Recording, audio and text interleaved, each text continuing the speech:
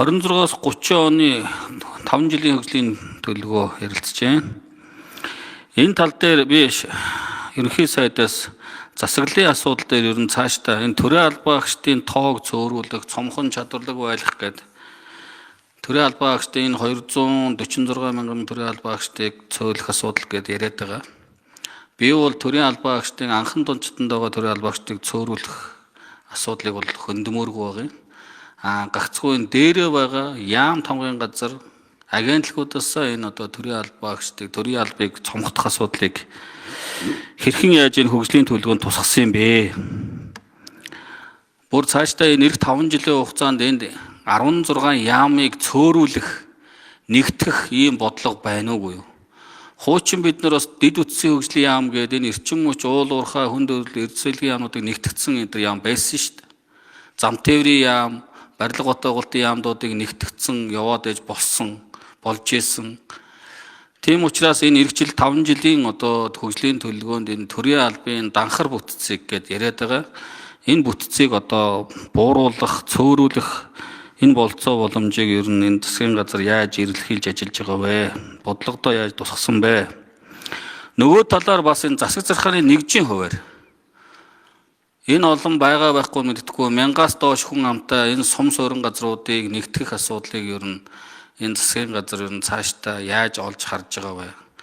Энэ нэргээд цаанаа нөгөө энэ төсвийн энэ 300 гаруй сумдуудын асуудал байна.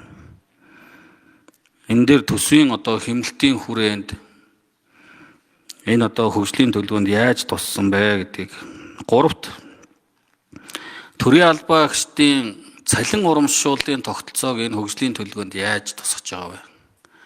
Одоо бид нар ингээд жишг тогтоолоо. Хэн ажил хайж, жагсаж, цуглаж одоо суулт хийсэн нь цалингаа нэмүүлдэг ийм байдал руу орлоо. Тэгвэл энэ хөгжлийн төлөвлөгөөнд ер нь цаашдаа энэ цалин урамшууллын тогтолцоог нэгдсэн байдлаар хэрхэн яаж нэмэгдүүлдэг байх юм. Тэрнээс одоо хэн ажил хайснаар нь одоо нэмдэг байж болохгүй зү. Тийм учраас одоо энэ хөгжлийн төлөвлөгөөнд цалин урамшууллын асуудлыг, нийгмийн асуудлыг, орон сууцны асуудлыг төрийн албан агчдын хөгжлийн төлөвлөгөөнд хэрхэн яаж тусгасан бэ? Ийм 3 асуултыг асууя. За сүүлийнх нь асуултаас эхлэе хариулна.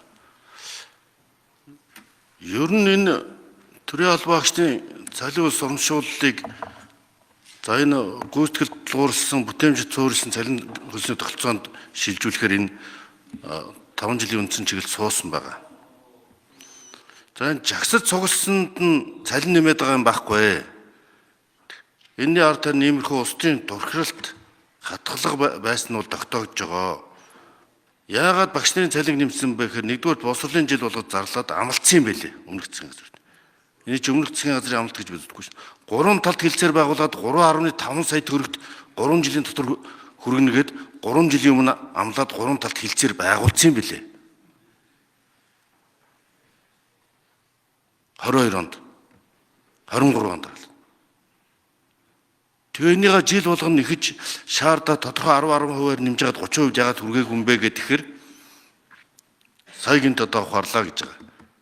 Энэ нэг үеэрс тэгтээ засгийн газар үүрэг хүлээгээд 30% нэмэгдүүлнэ багшны цалин гэд энэ 3 талт хэлцээлээр өвөл төрчний өвөлтэй байгуулсан. Энэ нөгөө 3 талт хэлцээрийг 3 жил тутам баталж явдаг ийм хуультай, журамтай, олон улсын жижиг гэсэн юм.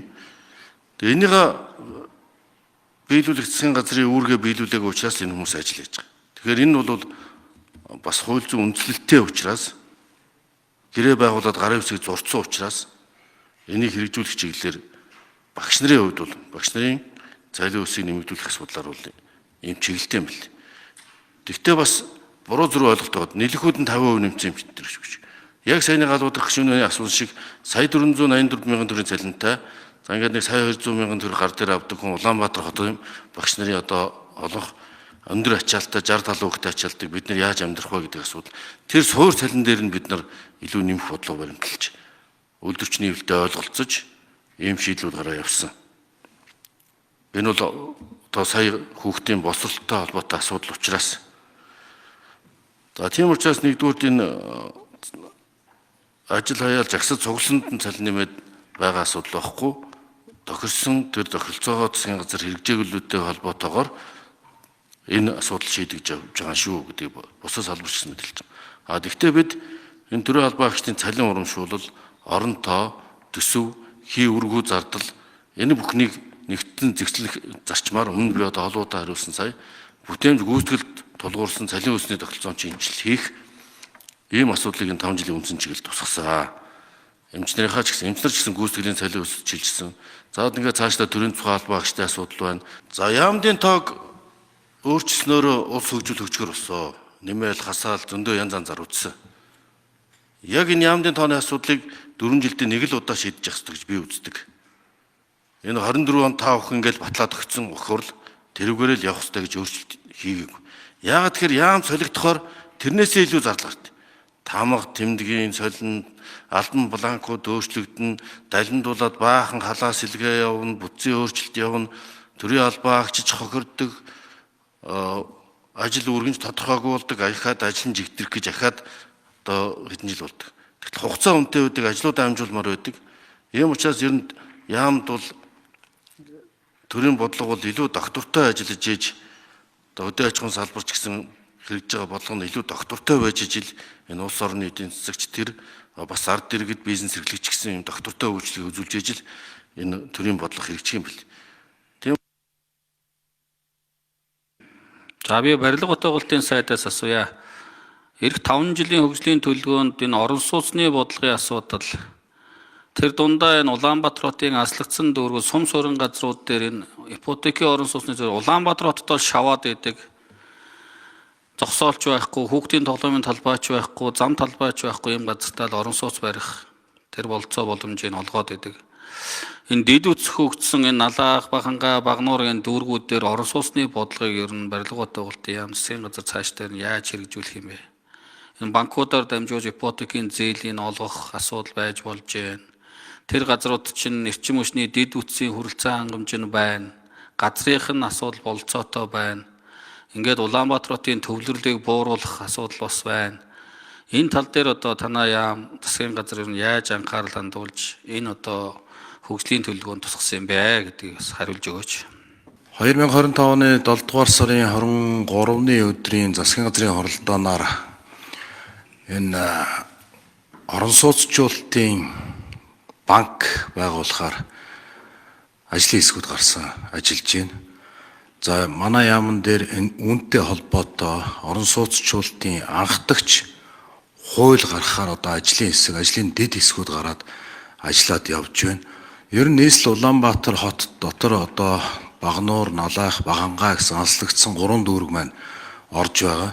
За энэ 3 дүүрэгтээ одоо 2040 он хүртэл хөгжүүлэх хотын ерөнхий болон хэсэгчилсэн ерөнхий төлөвлөгөө, инженерийн шугам сүлжээ, дэд үтсийн асуудлуудыг бүгд одоо бас зураглалтайгаа ерөнхий төлөвлөгөө дээр бид нар бас ажиллаад явж байна. Энэ орон сууцчлалтын анхдагч хуулийг улсын хурал дээр одоо улсын хурлын эрхэм гишүүд манаас дэмжиж баталж өгснөөр энэ одоо аслагдсан дүүргүүд, аслагдсан хороод мөн одоо нэн шаардлагатай байгаа инженерийн шугам сүлжээний их үүсвэрүүдийн асуудлыг Улаанбаатар хотыг хөгжүүлэх 2040 оны хүртэл хөгжүүлэх одоо энэ хөгжлийн бүсчилсэн бөгөөд ерөнхий төлөвлөгөөнүүдтэй уялдуулж ажиллаулна. Энэ хүрээнд бас дотор одоо яг одоо бидний хувьд нийслэлчүүдийн хувьд мөн одоо монголчуудын хувьд нэн тэргүүний игнэнд байгаа энэ ипотекийн зээлийн асуудал, энэ ипотекийн зээлийн одоо их үүсвэрийн асуудлуудыг энэ ажлын дэд хэсгүүд дээр, ажлын хэсгүүд дээр судалгаанд ороод явж байгаа. Засгийн газарт одоо танилцуулах чиг үүрэгтэй. Барилга утгуулалтын яам дээр бол орон сууцчлалтын одоо хуулийг өргөн барихаар энэ намрын чуулганд өргөн барихаар ажиллаж байна.